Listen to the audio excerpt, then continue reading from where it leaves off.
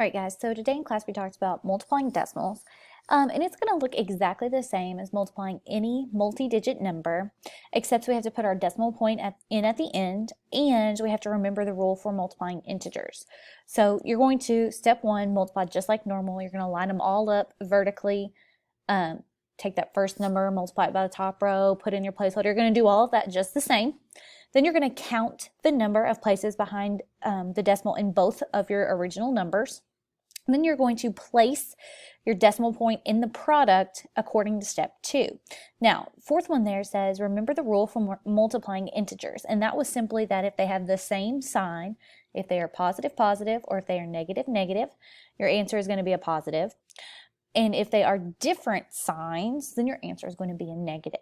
Okay, so let's work out an example here. Example one says 8.45 times negative 2.1. So I'm using graph paper, and I highly suggest you do the same so you can keep all of your numbers nice and neat and lined up. So we have 8.54, I'm going to put in first, and then I'm going to multiply it by negative 2.1. Okay. Now you notice when we multiply decimals, our decimal points don't have to be lined up. That's because we're simply going to count that and place it at the end. Okay. So I know right now that my answer is going to be a negative because I'm taking a positive 8.45 times a negative 2.1. So I'm going to go ahead down here, and in my answer, I'm going to put a negative sign so I don't forget it.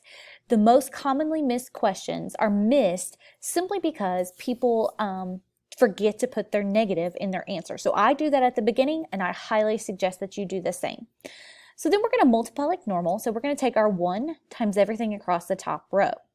1 times 5 is 5. 1 times 4 is 4. 1 times 8 gives us an 8.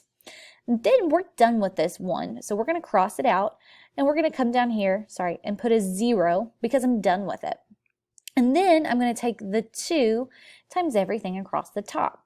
So 2 times 5 is 10. So I'm going to put my 0 down here, and I'm going to carry my 1. 2 times 4 is 8, plus the 1 I carried is 9. Now I have 2 times 8 is 16. Then we're going to take these two rows of numbers and we're going to add them together.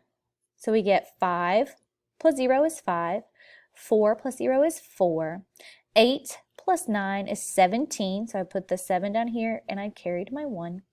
1 plus 6 is 7. 1 plus nothing is 1, and I've already got my negative down here because I know my answer is going to be a negative. Now we need to count how many places were behind the number, or how many places were behind the decimal in the original numbers. So we have 1, 2, and 3. And that's how many places we're going to move the decimal point in our product, or the answer.